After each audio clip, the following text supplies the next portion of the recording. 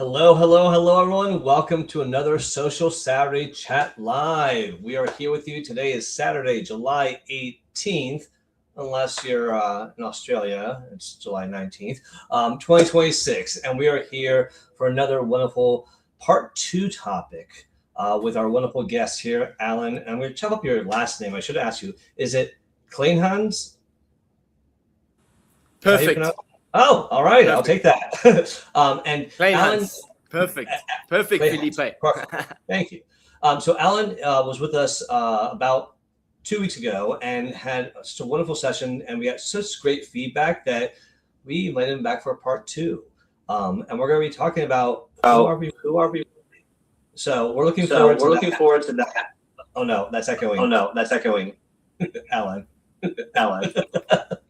We were testing the audio in the beginning, and we had issues with headphones. But listen, for all of you that are joining us, please do me a favor. Go ahead and repost the room with your network. Let them know that we're going on live, because they're not going to want to miss this session. This is going to be one of those insightful sessions that are so valuable that, yeah, you can get it on the replay, but you won't be able to ask questions live.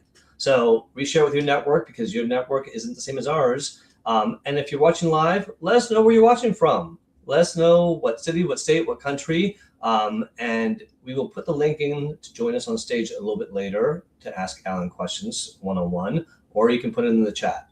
But before we do that, we're going to do some quick introductions and share about what the topic of Who Am I means to us today. I'm just going to start only because I'm wearing this wonderful, colorful shirt today. And, we talk about fun facts. For those of you that don't like soccer, that's fine. Soccer is not my favorite sport. I will say that out loud, proudly. But Spain is one of my favorite countries. That's where I'm from. And they are in the World Cup playing against Argentina. Now, for all you Messi fans out there, I like Messi. I respect him. He's amazing. He's great. But they're going to lose tomorrow. So, with that being said, let us know, who are you rooting for, Spain or Argentina? And I won't hold it against you much. And so, with that being said, for those who have not met, my name is Felipe Cofino. I'm an HR exec for the last 25 years. I have been a LinkedIn enthusiast for many years. I am a LinkedIn top voice, and I take that seriously, because with that, I do shows like the Workplace Wellness Hour with Sumana Jetty, where we talk about workplace wellness in all different variations. We are on a summer break until September, though. And then every other Sunday, I do a show with good Lord, Melissa Houston for Careers, Chaos, and Coaching. And that is back next Sunday. We are off this Sunday. And that's another great show we do. And then, of course, every Saturday with this amazing team. And I would be remiss if I did not say that I am a published author, co-author, but also author for children's books. I did my first one, Miranda Max. The next one, Brady and Lucky the One-Eyed Cat, is coming out in a week and a half. I decided to have a lunch on my wife's birthday. I wanted to honor my wife a little bit about that. So it's coming out. People are asking about it. I do have an Instagram page that I have launched for Backyard Adventures. And the animals talk. There's a dad joke of the day. And remember, don't shame me when you see this, because they're meant for 2 to 5 year olds, okay? That's why I don't do it on LinkedIn. Because if I did dad jokes on LinkedIn, I don't think people would appreciate that. But who am I today? That's an amazing topic. I'm looking forward to Allan sharing his insight, because who am I? That's a question that sometimes we shy away from. Sometimes we put on a mask and pretend that, oh, well, let me be somebody who people expect me to be, or who people told me to be. I think you all can see sometimes that I'm me. I share who I am, but it took me a while to get to this point, and I'm still there are times where feel maybe, I don't know, ashamed of showing a side of me that I shouldn't be. So I'm looking forward to this conversation because with AI nowadays, this is my one point I wanted to share is my fear is that people are using AI as even a more of a cover up to protect who they are to the outside world.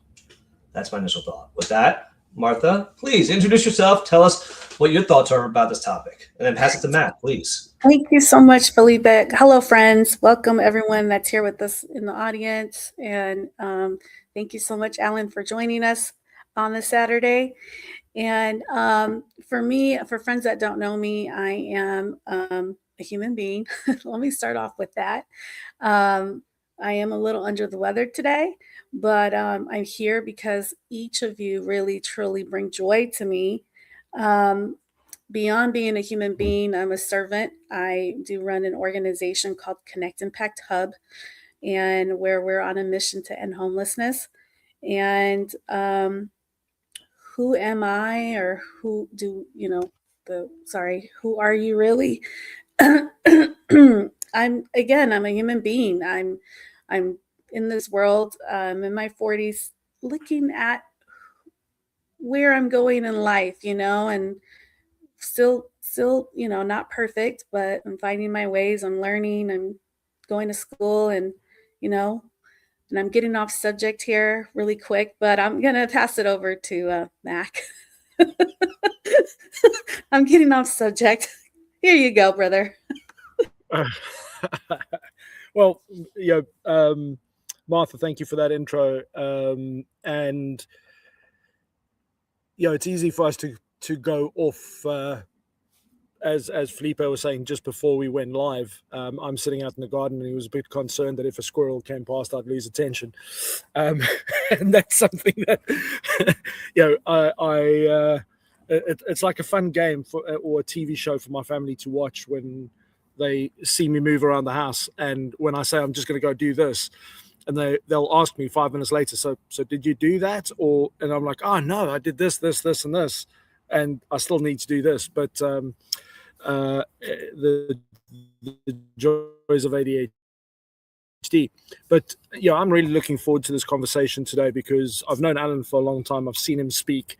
And I've also seen the impact that he's had when he's spoken to people because of the fact that he asks the questions that I think Felipe was talking about earlier that we try and really avoid, because we're not, most of us are not programmed to actually look internal and be introspective. And I was watching I don't know if anybody remembers Dead Poets Society, but I watched that with my daughter yesterday.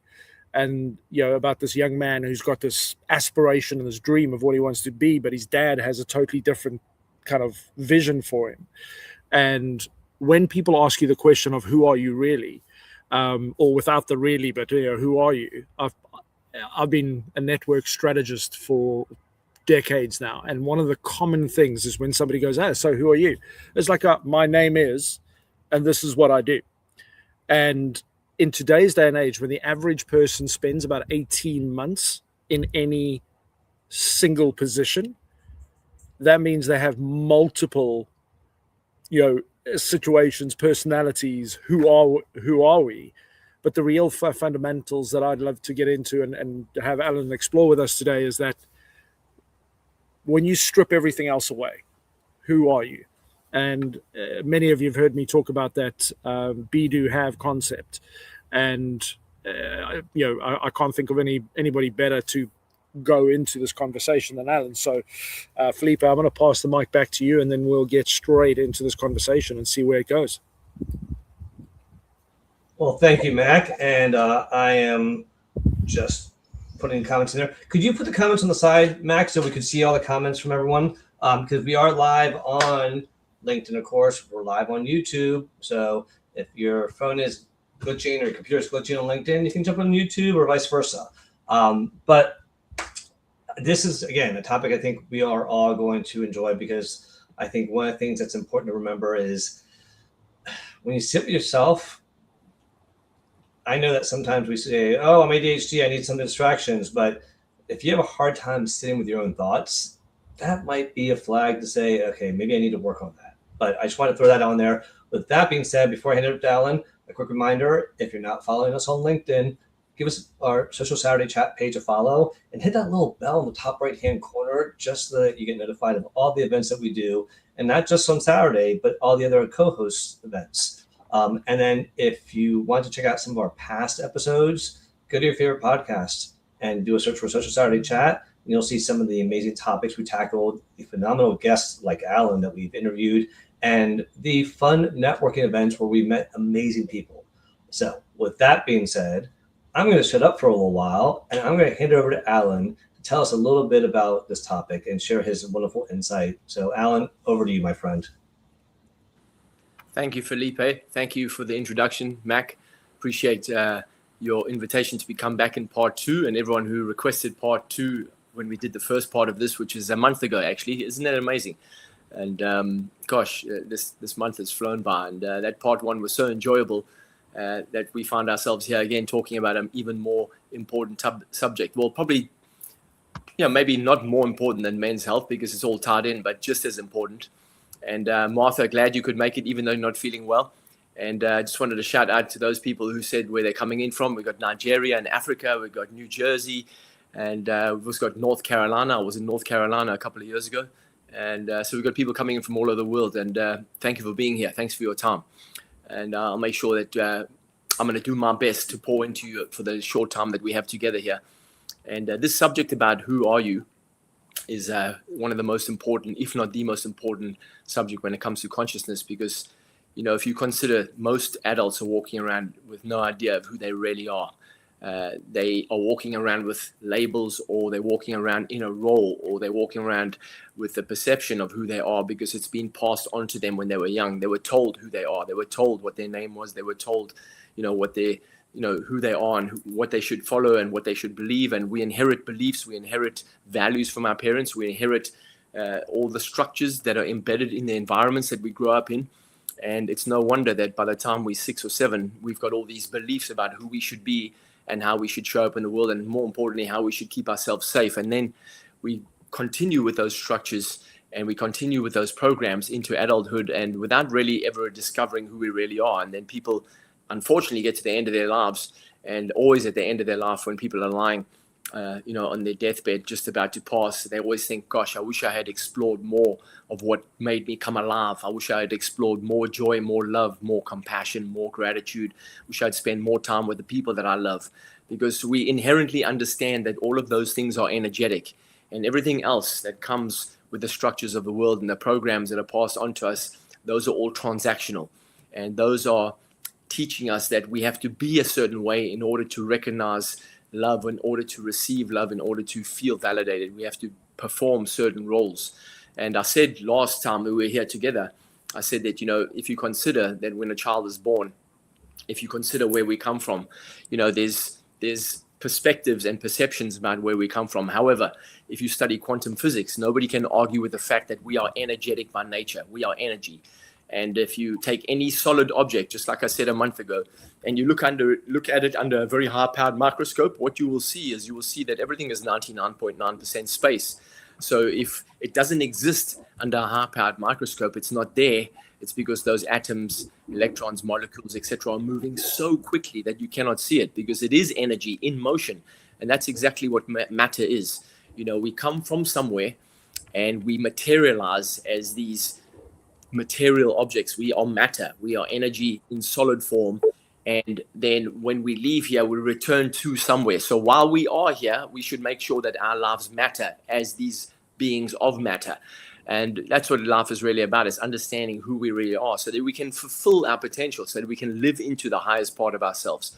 And if you consider, the origin of psychology, if you go back to the ancient Greeks, and really that's where psychology started. However, they called it a very different thing when they referred to your psyche, which is, if we refer to the psyche today, we refer to the way we think, our psyche, what makes up our mindset, how we think, how we process information. And that's really what we use the psyche for. Our psychology is about how we process the world around us through our 5 senses primarily. However, the ancient Greeks believed that psyche was first it was first known as Suke. Suke. And what Suke actually literally meant was the study of life, breath, and soul. And that's exactly what they originally started to study. That's what the ancient Greeks studied. And they also believed that every person when they're born, every child when they're born, as they're born, an elder comes in, an energetic elder comes in, and that is their genius. That's their higher state, their higher being, which is there to guide them, protect them, nurture them through their energetic experience as a human on this earth. So we are literally energetic beings having a human experience. And as it's been said by, Saint Pierre, hi, my friend. As it's been said by Saint Pierre, de Teilhard Chardin, I believe. I always wonder about the pronunciation of that name. But as it has been said by that great saint, said that, we are spiritual beings having a human experience. And it's a very temporary experience. So the greatest challenge we'd have as human beings, being human here, spiritual beings, is discovering who we really are. And the environments that we grow up in, as I said earlier, do not encourage us to do that. Nobody really encourages children these days to really explore who they are and to really continue to cultivate their imagination, because we put them into these systems very, very quickly on, and we start to program the imagination out of them, and we start to interfere with that connection that they have to source. When children show up here as energetic beings in a physical body, they inherently understand things. They are tuned in. Somebody's marks up with that. And, they are inherently tuned in, and they understand. And they feel it. They see things that adults cannot see. And children just literally describe things around them. What do adults do? They say, stop dreaming. Stop imagining things. And they really want to get people to encourage. It's not about encouraging. They really want to dissect that. They're not doing it through, they're not doing it through malicious intent. They're just doing it because that's what they've been taught, and that's what the system is designed to do. It's designed to disconnect us from our inherent connection to source, which is always available to us. So when people say, who are you? That comes from two words, and you see that these two words were found in a cave in ancient times, thousands of years ago, and those two words said, know thyself. Know thyself. Socrates and Plato said exactly the same thing. Know thyself. What does that mean? Well, that means to inquire. Who am I? If I'm an energetic being, and if you read about quantum physics, you cannot deny that. You cannot argue with that. If you're an energetic being, then where are you coming from? You're coming from an energy source, and we are all plugged into the same energy source. And as I said last month, if you remember, if you were here with us last month, I spoke about the universal mind. The universal mind connects all things, and we are plugged into the universal mind. We get access to the universal mind at different levels, and we have this 3D experience as a human. And our job here is to understand how do we align as a 3D human, and then live more into a 5D experience, which is what the soul's experience. What the soul's really yearning for is to live from a much higher state of consciousness, where more love is expressed, more love is felt, more compassion, more understanding, more connection, a deeper sense of understanding that we are connected to everything around us, which is what the universal mind allows us to do, and what the universal mind literally is. In fact, it has been said that we are one soul. There's one universal soul, just like there's one universal mind, and we all have an individual hologram of that. There's all these individual souls, like there's a hub. And it's like looking at the London Eye. If you've been to London and you've seen the London Eye, or if you look at the hub of a wheel, a bicycle wheel, and you have all these spokes coming off it, right? At the end of each spoke, or at the end of each pod on the London Eye, if you're in one of those pods and you see someone else in another pod next to you on either side of you, and immediately your perception is that you're separate from them because there's distance between you. There's space between you. And that is what your perception tells you. And that's to some degree true. However, energetically, at the same time, as well as being spaced, 20 or 30 feet away from that other pod, and you in a different pod, energetically, there is a unified field that connects everything. And that is what the universal mind is. And our job is to understand how do we connect at those three different levels primarily, which is the conscious mind. And if you remember, if you were with us last month, and I said, when we're born with this beautiful, creative mind. This creative faculty, this ability to close your eyes and imagine something, create a picture in your mind. If it's your favorite car, or if it's perhaps you sitting in a convertible driving down the PCH, as I said last month, with the sea on your left, you're driving down the hill into Malibu. I've driven that road so many times I can remember it. But at the same time, you can also create a brand new picture if you closed your eyes. And I said to you, imagine a pink elephant with blue polka dots. And now imagine 3 or 4 mice dancing on the elephant's back. You can create that picture with your beautiful faculty that is called the imagination, the ability to image. It's the ability to create an image. And imagination is this beautiful ability. If you think about what the imagination really is, it's the ability to create an image and then to feed that image with your beautiful energy and to continue to see that and feed that with your beautiful energy until that image starts to create some structure and starts to gain some energy, starts to gain some matter. And that's how we literally manifest, how we literally turn the invisible into the visible, how we turn an idea into a tangible object, because we literally breathe matter into it. We're breathing energy into it over a period of time, and that solidifies and becomes real. And that's the capacity we have. That's the power we have. And we forget that because of the structures that are in place and that are designed to help us to figure it, because that's the world we live in. And at the same time, there's no accidents. We live in a divine dichotomy. It's a divine dichotomy where it's organized chaos. We are in a world of duality. At the same time, the oneness exists and connects everything. So when we say, who are you? When I encourage people to say, to ask themselves on a regular basis, who am I? Who am I behind the name? Who am I behind the role I've been given, the role that I'm playing? Who am I behind the label dad? Who am I behind the label director? Who am I behind the label husband, man, woman? So, Allan, I have a daughter, question son. for you. So and thank you for sharing, because again, you've laid out such a great foundation just to help us understand about just how big everything is and how easy it is to fall into that just trap of who am I? So let someone else tell me who I am. It's easier. But I have a question for you. My first question is this, and please feel free to put the questions in chat. We're going to invite you up shortly. If you could recommend one thing people could remove that prevents them from discovering who they are, what would that one thing be? I think for me, it would be the belief of separation. Believing that we are separate. Believing that we are not connected to anything around us. And that's obviously the 3D perspective. I mean, that's the world we live in. We these energetic beings are materialized here. And, there's no accidents. As I said, this is a divine dichotomy. It's organized chaos. And as souls, we always choose to come here. And some of us have been here many, many times, and other of us are very new souls. And it doesn't really matter because, at the end of the day, we collaborate before we come here and we say, I'm going to go to Earth. It has been said by great sages and mystics that Earth is the toughest and hardest level of experience for 3D experience because it's offering the biggest lessons and the most painful lessons and the most brutal lessons. So we must remember that if we are energetic beings, we come here, then really this illusion of separation is what tricks us. We forget very quickly where we came from. As children, we remember for a short while, but as soon as we get into the systems, as soon as we start to learn language, as soon as we start to differentiate from our and become, form our own identity and start separating from the identity of the mother, which is what we connected to in the early parts of our lives, and we start learning about language, we start learning about fear, and we start learning about criticism. And as I said to you earlier, when we were born with this beautiful creative faculty, the imagination, and very, very quickly, this creative faculty becomes a critical. Becomes a critical environment inside our head through nurture. Beautiful, creative by nature, and critical through nurture. And that's where the challenge is, because now we start buying into the illusion of separation. It's me versus them. It's us versus them. It's there and here. It's up and down. It's hot and cold.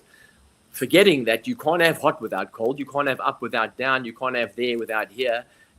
It's perfect. And even if we look at the stars at night, I remember listening to Alan Watts, and it blew me away when I thought about it like that. And I thought, wow, it's so true. When you look up at the stars at night, you see the stars, but you forget that without the substance behind the stars, without the substance, the dark night sky, you wouldn't be able to see those stars. Those stars are being held by space, being held by the substance. So, it's the grounded being. Our grounded being is grounded in oneness. It has I to. love that answer so much on so many different levels, and just the concept of that separation. I'm going to make the assumption here, correct me if I'm wrong, that people's fear of being separated is preventing them also, and it makes sense because when you think, oh, no one else is thinking or no one else is doing this, I can't do it, or it's not who I am. Well, why not? I think anything new that you discover, and I think that whole thing about what you were talking about, it's reminding me, be curious about who you are.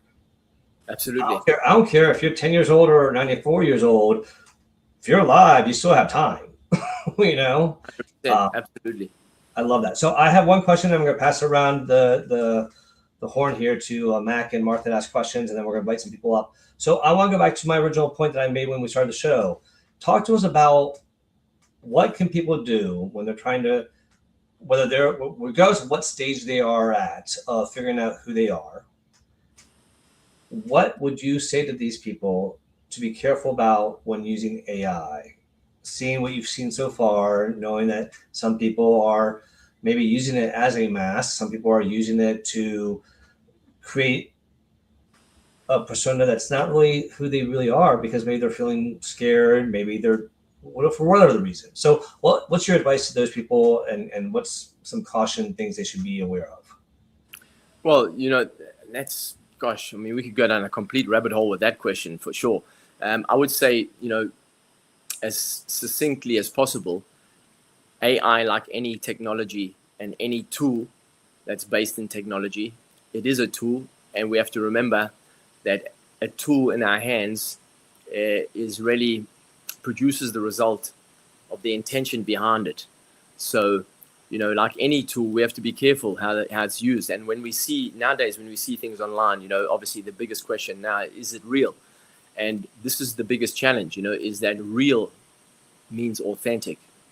And I think, there's nothing that will ever surpass human connection. And I think that's what we're craving more than anything, because I think human beings recognize at a deeper level, without being conscious about it, is that we need to feel connected to people around us, to nature. We are nature, and technology threatens that. Technology separates us from that. So there are people that use technology, obviously, in order to hide themselves, in order to mask themselves. I mean, we know this online all the time. We see this, that happens all across, platforms, technology platforms, websites, and social media platforms. People create personas, they create avatars, etc.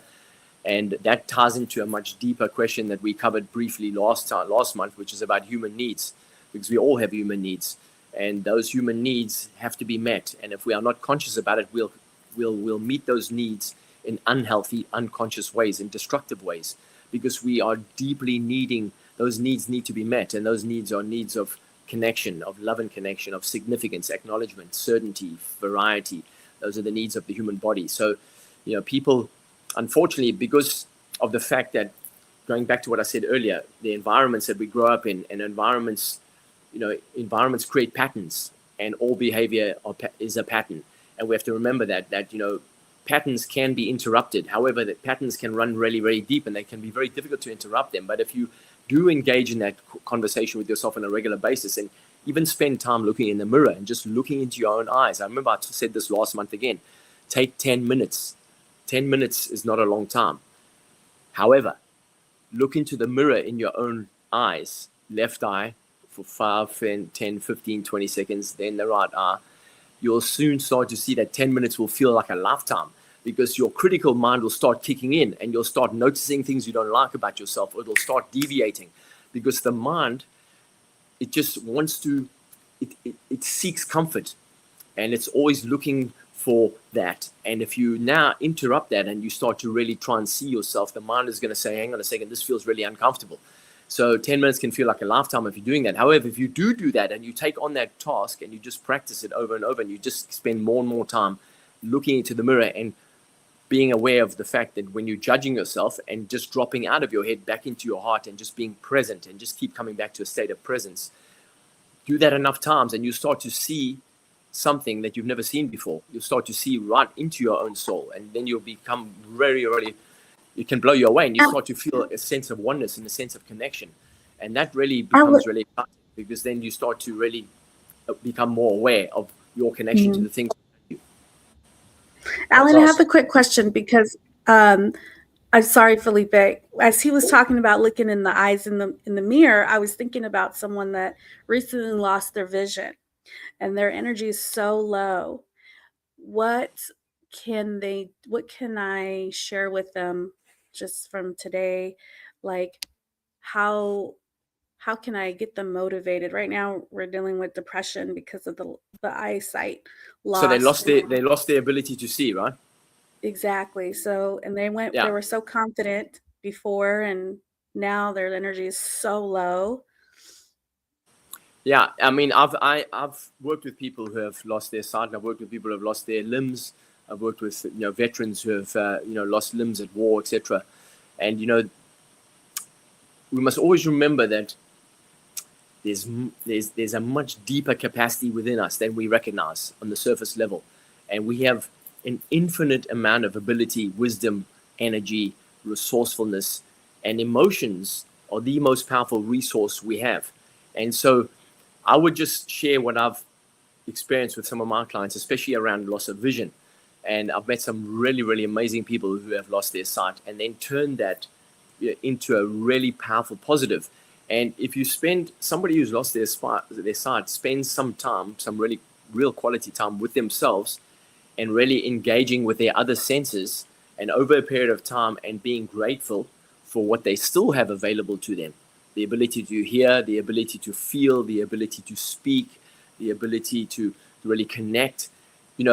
What those people tend to do is they tend to start developing an internal vision, the ability to see internally. And that's what we call insight, the ability to have sight inside, sight within. And you don't need to be able to see. You can close your eyes and still see inside. And when you tune into that deepest part of yourself and you start to tap into that deeper wisdom, you can have insight. And sometimes, people they don't have the ability to see. Some of those people have the deepest insight because they've developed that ability. So I would say for you and your person that you're working with, remember those feelings of emotion. It could be frustration, it could be rage, it could be anger. All those emotions are valid, and they have to be worked through so they can dissolve and evaporate. And then as they dissolve and evaporate, and they can only be dissolved by feeling. Healing only comes through feeling. We have to be able to feel and sit with the pain and sit with that emotion for as long as it takes for that to eventually lift and dissolve. And when it lifts and dissolves, what's underneath that is the next layer. And eventually what happens is what's left is acceptance, love. Because love is acceptance and acceptance is love. And if you take, if you look at the highest, if you're looking at a seesaw where you have right and wrong on either side, if you're sitting in right, then what happens is, you're making something else wrong.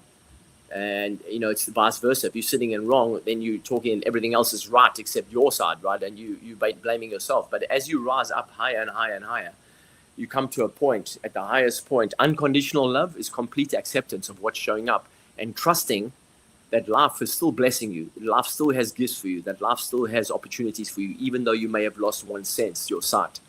I hope that helps. That's simply brilliant, Allan. Arthur, that was a phenomenal question. I'm glad you brought that up because I hadn't even thought about that when you were speaking.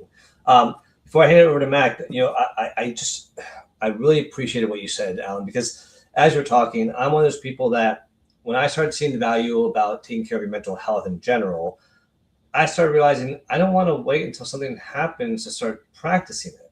And so when I would hear about things, and one of the things I've heard about that I was like, well, let me try this and see if it even makes a difference when I'm not feeling bad, was looking at yourself in the mirror. And I want to say it was a Mel Robbins thing I saw on social media.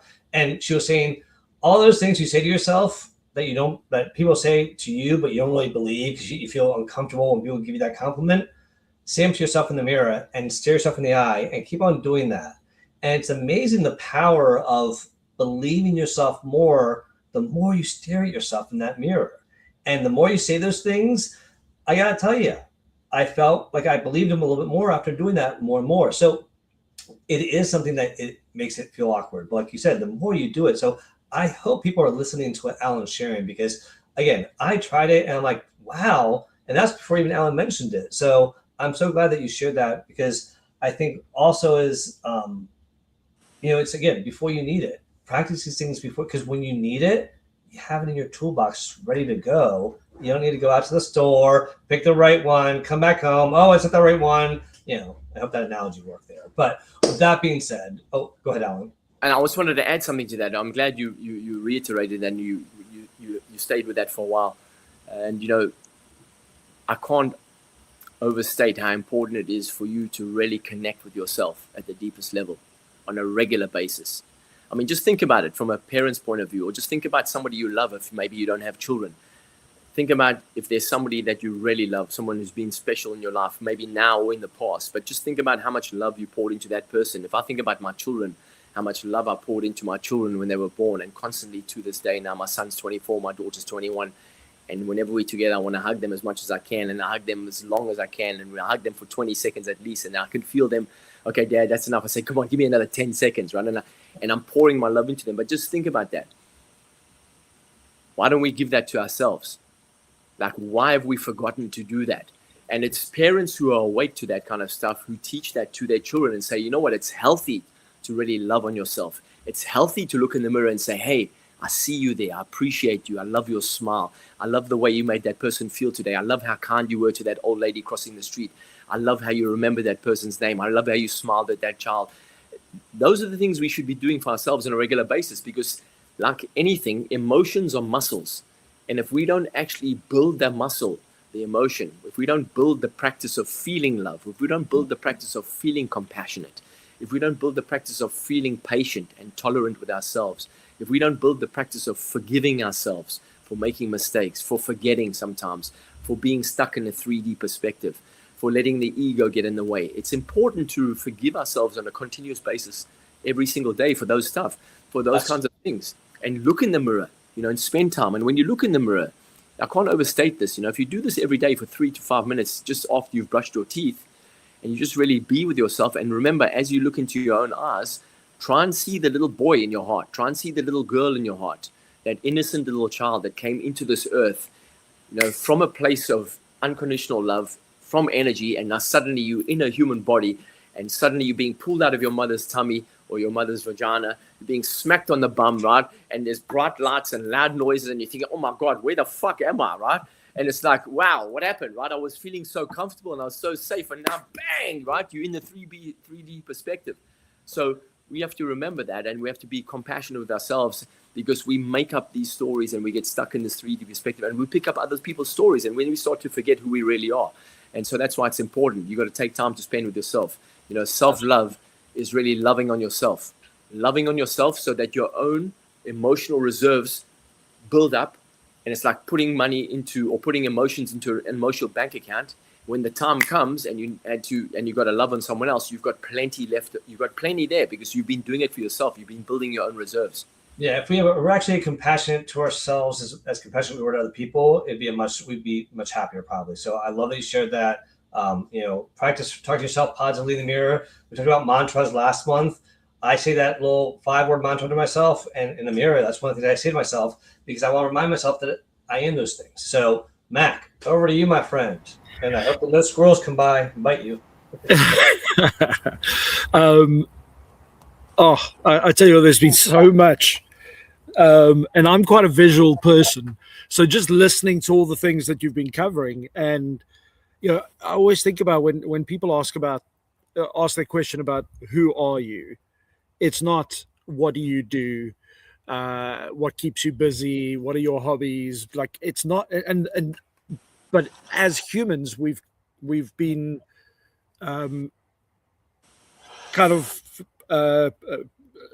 we've learned these habits of how we respond. And it's like when you walk into the office and you see somebody and you go, hey, how are you? You don't really mean that. You're doing it out of like learned habits. And then when they turn around and go, oh, I'm having a bad day, and you're like, oh shit, they've actually answered me now, and I've got shit to do. I wasn't really wanting the answer. And it's the same thing about, who are we? And what I was picturing is like a Mona Lisa type painting that when you sit there, like Allan says, and you stare in the mirror, and then all of a sudden you start realizing that it has layers and layers and layers of the things that have been added to the original, that you don't recognize the original anymore, and it becomes something else. It becomes a different story and a different interpretation, and it takes time, to sit there and focus and remove, like you say, become childlike again, to remove those layers and go, actually, this is what somebody else added to the like, this part of the picture is not me. That's what somebody else interpreted, told me, and I added it to the picture. And actually, this picture is so multi-dimensional and layered that you've got to strip things back to get to that original of, who are you really? And I think very few people in life actually can answer that question, Allan. And that mirror exercise, I know Lucia's been waiting in the background. I'm going to add her to stage in a second to come and ask questions, or add her perspective. But I'd love you to, because we're all so busy. There's stuff happening. There's AI. There's work. Then there's financial stuff that everybody's got stuff, and that healthy ability to be present in the moment. What can people do on a daily basis just to step away? That mirror thing, yes, 100%. But I know you do lots of other things that really about centering as well. If you had 2 or 3 basic tips to give to people to strip away those layers and be present, what would they be? Yeah. All right, cool. First of all, I just want to say I love what you said about, looking at a painting and there's so many layers and you forget, you just don't see the original anymore. And it's exactly when we look in the mirror, we don't see ourselves. We see the stories we've been told about ourselves as kids, or that we've picked up unconsciously. And we don't see the original. And if we practice, that's what practice does. It allows you to eventually see the original. And then that original is awe-inspiring. It blows your mind. And you suddenly realize, wow, I'm a beautiful being. And I think to answer your question about what else you can do, I think it's so important just to take time, even if it's 5 or 10 minutes a day, just to sit quietly and just breathe and just focus on your breath and just really allow yourself to feel what your body's doing, feel into your body, and to notice, the thoughts that are going through your mind, and to continuously keep bringing yourself back to your breath and back to your body. And that's that's a muscle you can build, the ability to sit quietly and be present, and to just feel and to hear all the sounds around you outside of your mind, and just to notice what you can notice in your field with your eyes closed. And obviously you will be aware of your thoughts, but then not getting hooked by your thoughts, just noticing and becoming the observer of your thoughts, observing yourself thinking. And that's going to take practice. However, if you just start small, 5 to 10 minutes a day, just sitting quietly, begin by focusing on your breath, focusing on your in-breath, your out-breath. There are certain breathing exercises you can do to get yourself in the body. You can do breath of fire, which will get you in your body. And then just bringing your attention to your heartbeat and then into your body, noticing where you tense, and then slowly but surely starting to expand your level of awareness, or your center of awareness, until you get more and more aware of what's around you. And, that really helps people to develop presence. And like anything, it's a practice. It's these things, they're easy not to do, and they're easy to do. So just do them, even if you start small, 3 to 5 minutes, and you just build that up. And I think, that is a state of meditation, and that is the ability to get underneath your thoughts. Meditating doesn't mean you stop thinking. What it means is you get underneath the thoughts and you observe the thoughts, and you're in your body, and you tap into that innate center of yourself, where there's a center where your soul is, just here around your heart area, your soul. And then there is an innate sense of peace that exists inside of you. It's infinite peace. It's there. And you just have to keep bringing yourself back to that until eventually you can drop in there quite easily and often. And you can do it whenever you need to. And that really helps us to make better decisions when we come from that place. Presence, coming at, dropping to a state of peace, dropping into your heart. It's much better to make a decision from that place, because it's usually led by your intuition rather than your ego mind. Love that. That was great. Thank you, Allan. Lucia, thank you for being so patient. And I just want to remind everyone, we are just about 10 minutes away towards the end of the show. So the link is in the chat. Come on up. I don't know if I haven't seen the chat. Mac, maybe you want to put it again in the chat for one last chance. But this is your last chance to come up, to talk to Allan, and ask your questions and share your insight. And a quick reminder, follow us on our homepage on LinkedIn and hit that little bell so you get notified. And you can check out our past episodes on your favorite podcast. With that, Lucia, thank you for being so patient. What questions or insights or comments do you have about this discussion or for Dr. Allan? I don't know why I called you Dr. Allan, but it just felt good. First, I want to give a little quick what my POV is on this subject. As you can see from my headline, I'm more woohoo than woo-woo. I love that. I love a woo-woo. I'm actually a Stoic Buddhist, so I got a little woo-woo on the side. My POV in this chat is to tell you that I did chemo from September to June, and I lost my morning chant. I lost my relentless gratitude because I was in constant physical pain. And it's very easy to slide out of habits that I had for frickin' years. So it's a very tricky thing when we are undermined by the betrayal of our body, which feeds our psyche and our biochemistry. My question is entirely about being in service to others, particularly in business. So I want to ask from a very practical sense. I'm actually going to read the question because I rewrote it 4 times. Hello, ADHD. In differentiation, when it's been high risk, both personally, professionally, socially, in our subcultures are the ones that really censor us and tell us to tone it down or to be bigger or whatever.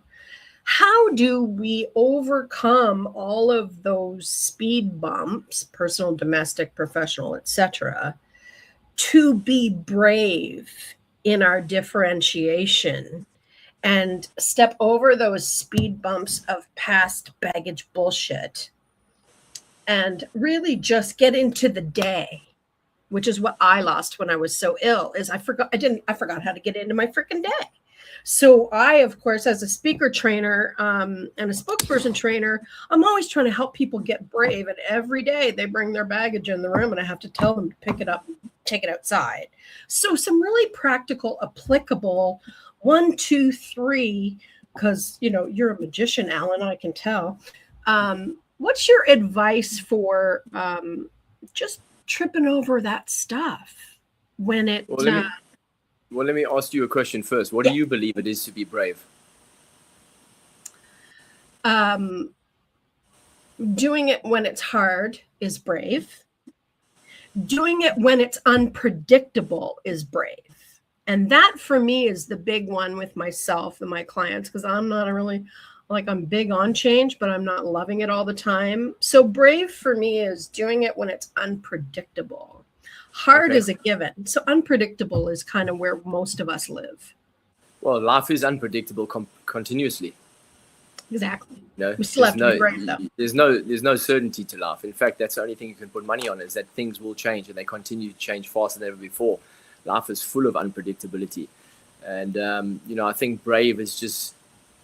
Being brave means being yourself, being yourself in spite of what other people have told you what you should do and who you should be. You talk about having chemo, and I'm sorry you're going through that. My heart goes out to you, and I'm sending you love. And I've lost a lot of friends to cancer, and I have a lot of friends who are dealing with it right now. And it's what I say the same thing I always say to people, is that obviously, you said something very powerful. You said your body's betrayed you. I wouldn't agree with that. And suddenly I've got Mac on the screen. Is that right? There we go. I wouldn't say that your body's betrayed you. I wouldn't say that. I would say that your body is doing exactly what it knows to do right now.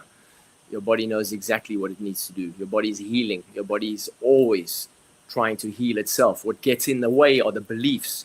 And so to come back to your question, the answer to that question, in my opinion, is you have to explore what beliefs you carry that prevent you from being yourself, or prevent you from being brave, or prevent you from showing up authentically, or prevent you from following your own bliss, or prevent you from, being happy regardless, and being happy without needing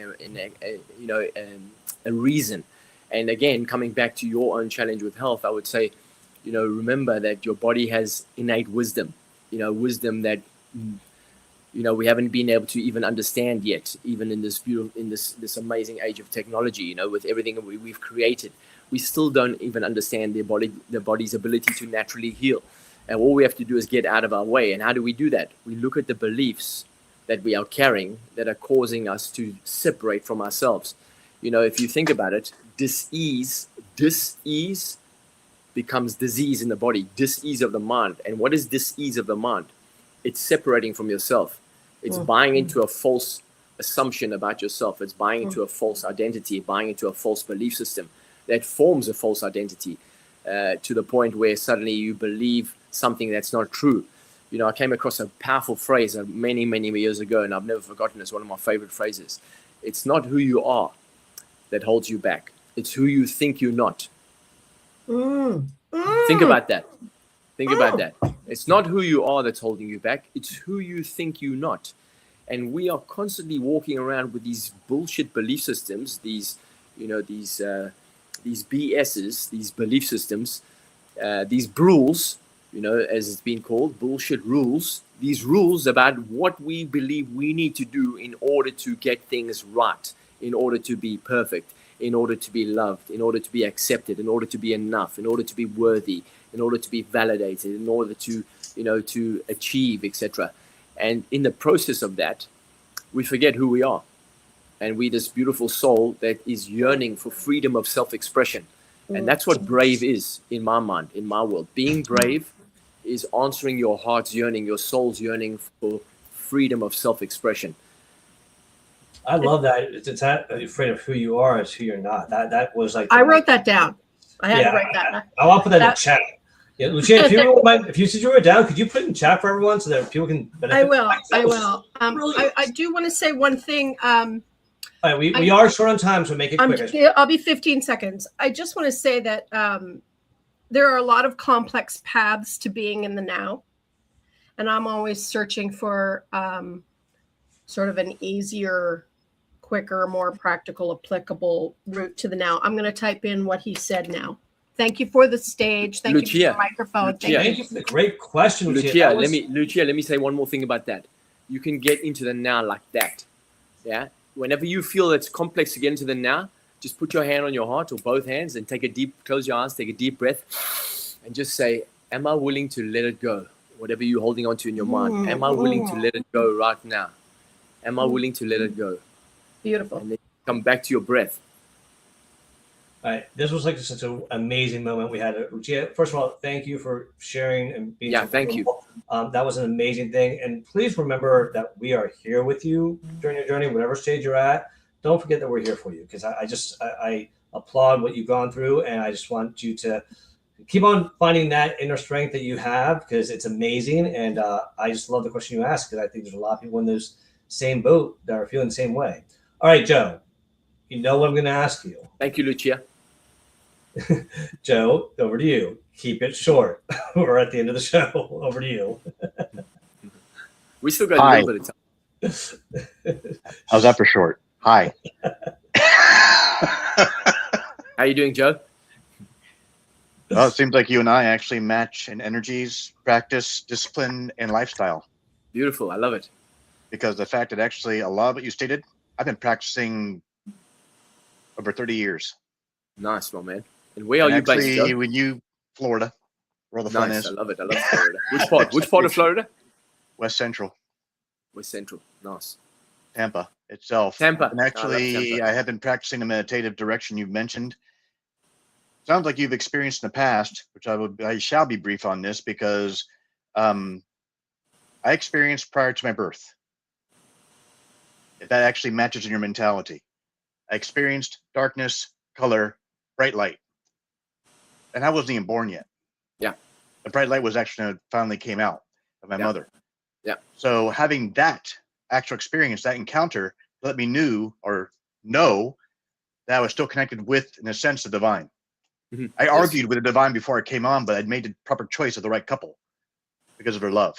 Yeah, I can believe that. I think you probably have heard similar story of that type? I believe that. I've heard similar stories, and I had the same experience myself, actually. And we choose our parents, and our parents choose us. It's a collaboration of all souls involved. That's why there's no accidents. You chose all your family members. If people say all the time, I didn't choose my parents. Gosh, and my mother's crazy, my father's crazy. I wish I didn't have these parents. And I say, well, you know what? Your soul chose that for a reason, because that's why you've come here. That's what you've come to heal. That's what you've come to remember. And in doing that, you do that healing for the collective. So not only for yourself. So I'm totally with you, Joe. That's cool, because the fact that actually I have been a lot more sensitive in the last 10 years with my energies, to be extremely selective. That's what I can describe it. Who's in my inner circle of trust. And it's only because the fact of lower energies I reject, higher energies I accept, and those who actually are still developing, I bring them in as well. But it gets a bit complex, but at the same time simplistic, because divine keeps telling me yes, no, maybe. Yeah. And maybe it's not a case of you rejecting those energies that don't align with you. It's just not alignment. You just don't align with them. So you align with energies that are vibrating at your same frequency. And you don't align with energies that don't vibrate your frequency, and that's okay. It's not a judgment, and it's not a rejection. It's just the way it is. Never has been. But thank you. You actually gave a good speech, and actually I did reach out to you already. Namaste to you in every direction you've actually taken. Let's connect. Thank you. I appreciate you, Joe. I appreciate it, man. I'll look for your message. Did you do it on LinkedIn, did you? Yes. Nice one. I'll look for that. Thanks, Joe. Stay blessed, my man. Thank you, Joe, for sharing that. That was awesome. I love how this conversation has gone from so many different levels of just experience, knowledge, spirituality, just knowledge of self. I hope people took away something of value. Share in the comments what was your one takeaway that you took, because I really think that other people will benefit from this. Everyone's at a different stage of their life. And I love what you said about matching the energies. And this is such a topic for another show, but I'd be curious, and we'll write it down for future. But food for thought is people who are introverted, extroverted, having that discussion of their energies. Because I feel like when I'm in that, people think I'm fully extroverted. I have a lot of introvert. I need to recharge, but I recharge with other people sometimes. I don't always have to recharge by myself, but sometimes I do. And I'm just curious about how we match those energies with other people at those right stages when we need them. So topic for a whole different discussion, because I feel like we could open up that can of worms and a lot of worms would fly out. Well, Felipe, I want to add to that very quickly. You said something very important there. You said it depends who you're with. And I think, again, it's labels. We have to be so careful of labels. And Lucia said the same thing about ADHD. These days, everybody's got ADHD because these phones distract us 24 hours a day, 7 days a week. And we are not designed to absorb as much information as we do through these phones. And that's why I don't look at my phone for long periods of time. I'll only look at my phone when I need to look at something, when I'm expecting a message, etc. But I don't look at my phone for long periods because I'm aware of the fact that this is a distraction, and that creates a mind that's always bouncing all the time rather than being present in the moment, slowing down. So coming back to what you're saying about introvert and extrovert, again, those are labels. A lot of people who think they're introverted are extrovert with people that they feel safe with, right? And people are introverted with people that they do not feel safe with because they don't feel they have the ability to let their true nature out because they have fear of how it'll be received, which is then deemed as being introverted. Oh, they're very quiet. They're very reserved. It's only because they're not feeling safe. When we feel safe and our little child comes out, we go crazy, right? And we always do that with people that we love the most because we know we can be free with them because we feel safe with them. So yeah, that's an interesting subject. Absolutely. And that's interesting. When I think of introvert, I think of it's just quiet time. Like I have a friend who calls me who's just, I know they're going to want to talk about a lot of stuff and they're energized. I'm like, this present time, I'm in a relaxed mode. I want to stay in that relaxed mode. So I'm not going to be able to match their energy. So I'm going to defer that to later on, not reject it, anything like that. It's just, I'm not in that mindset presently, and I don't want to disrupt that mindset. Yeah. But I love this labels. Okay. So before I forget, can you please share about what you have coming up with everyone? I think you have a private event coming up after this that you want to share about. Yeah, we spoke about this a month ago. Thank you, Felipe. I appreciate that. But we spoke about this a month ago on the first session. And we've agreed that we're going to do a masterclass. And Mac, I think Mac, you have the link, but I'll send you the link again. And I mean, we could probably put the link in here. I don't know if you want me to just send it to you, bud, or should I just put the link in here? I don't know. I'll have to put it in here. Put it in here. Yeah, just drop it in here. Let me find it quickly because I did. While he's doing that, he did another class after the last session last month, and I got to tell you, if you missed it, you missed out, because that was really a full conversation. It wasn't a show where you only heard certain people. You were involved and engaged. So I highly recommend that you all look at the opportunity to do this, because Allan, most people pay a lot of money to be able to get time with Allan. And so it's just, and I think you all have gotten a taste of how valuable his knowledge is. So I hope you all take this seriously if you find it valuable. But any last words, Allan?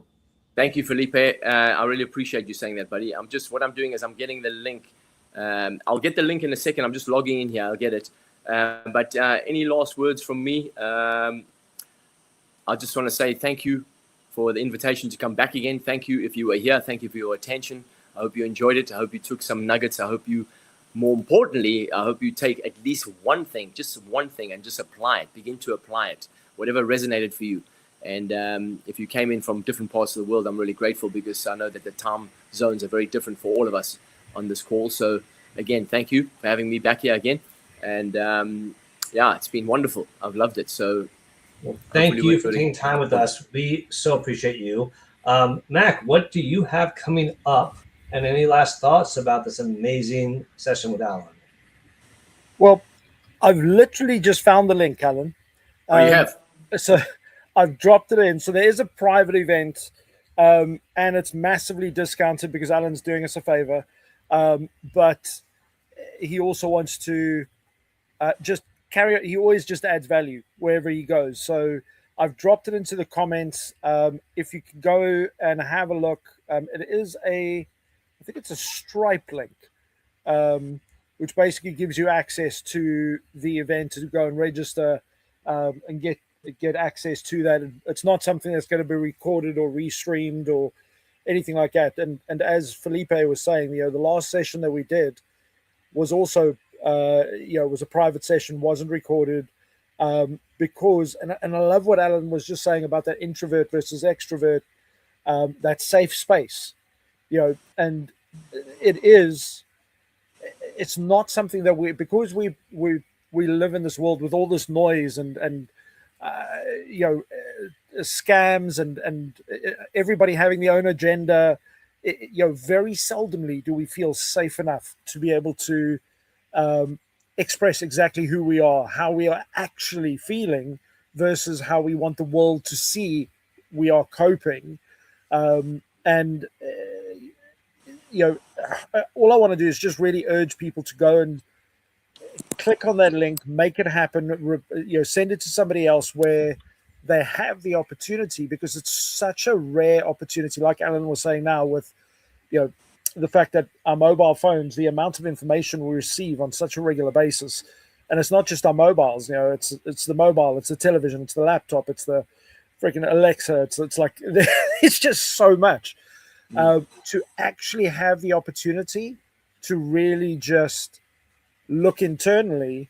And it's interesting what you were saying earlier again, and I'm sorry I'm taking a little bit of extra time here, but I really want to kind of bring it home about, you were talking about the 3-minute exercises or the 5 minutes or the 10 minutes. And the reality is sometimes life is literally that simple, but it's easier to go and watch a series of something that takes 6 hours or 10 hours or 24 hours of your time than actually invest those 3 minutes or 5 minutes in yourself. And it's scary how we will prioritize anything and everything but ourselves. And yet in the back of our mind, we all have these hopes and dreams and aspirations that we literally are putting on the shelf to gather dust unless we're willing to take these little steps and actions. So Allan, I just want to massively thank you for the time that you have taken to be with us and invest over here, because it's not like Felipe was saying, it's not on a regular opportunity that we get the opportunity to actually spend time with somebody who's trying to help us and help us really focus on internally who we are to take that next step. Because, you know, for me, you know, the who are you question comes around the human service, the helping others, improving the world around me. But it took me years to get to scrape all the other stuff away that was just noise. Because if you go and look at people's headlines on LinkedIn, very quickly you can tell whether they really know who they are or whether they've created a wonderful facade of something that sounds spectacular, but they don't believe it themselves. Yes. So yeah, that's what I want to say. I'm going to go and share this link on the Social Saturday Chat company page as well as an individual post for those who want to go and register. When did you say it was, Alan? Was it the 23rd? I believe it is. Yeah, let me just check in the calendar. And also, I can't actually, for some reason, I can't join the chat. So I'm glad you've got the link, because I can't post it. But yes, we agreed that it's going to be the 23rd of July. So that is next Thursday evening. All right, Mac, you're on mute again. I'm not on mute, but I thought you were. My bad. I was just trying to keep quiet for a second. I mean, I know it's a rare thing. And just, I'd like to say one last thing to everybody who put in the comments and everybody who put in the chat, all your beautiful comments. So thank you very much. I appreciate your love. I saw them, and I'm very grateful. Thank you. Well, thank you again. Copper apparently thanks you. He just won't get off of me. So Copper. Thank you again. I appreciate it. And Martha, I know you were a little bit under the weather, but do you have any last words you want to share or anything you have coming up? I just want to tell Allan, thank you very much for sharing. I'm going away with takeaways, some really great questions Lucia asked. I've been reading the comments in the chat. Joe put some really good comments in there as well about the inner child. Tapping in, just not forgetting, we are human beings. So I don't have much to say today, but I just want to thank you, Allan, again. Every time you speak, it's very warm. It's like we're all getting a hug and love. It's just pouring out of you. It's very contagious in positive ways. So I really want to sincerely thank you very much. Thank you, Martha. Even though you didn't say a lot by your own admission, your presence was felt, your energy was felt. So thank you for being here. Well, listen, thank you, Copper, excuse me. Thank you, everyone, for being here today. We really appreciate this, Allan, and I hope anyone who watches the replay, put your comments in there because we're going to do our best to reply back to you all. And as far as what I have coming up, yes, I'm going to take him out for a walk probably because, calm down, because we've had the smoke from the Canadian wildfires coming down. I got to tell you, yesterday, you could see it. I have pictures of it, but my throat was burning, my eyes were burning. It was really bad. So I hope everyone's staying safe out there. And as far as what I have coming up, I do have Careers Casting Coaching next Sunday with Melissa Houston at 11 a.m. Eastern. And then I'll be back on Saturday with this amazing crew for another Social Saturday chat. Is it our monthly networking or do we have one more after that? We'll see. The last one of the month is always monthly networking. You all know that. And so next. Okay. And Copper says bye. And as a reminder, don't forget to go ahead and follow us on LinkedIn and click that little bell and check us out on YouTube as well. With that being said, I hope everyone has a wonderful rest of their Saturday. Viva España for any of the footballers, soccer players out there. May Spain beat Argentina. And with that being said, have a great Saturday, everyone. Take care and be safe. I gave not till tomorrow, guys, and Sundays, so you know, in case you're thinking it's today, it's tomorrow. Amazing, folks. Thank you, guys. Namaste to all. Thank you. Thank you, Allan. Have a great weekend, everyone. Have a great weekend.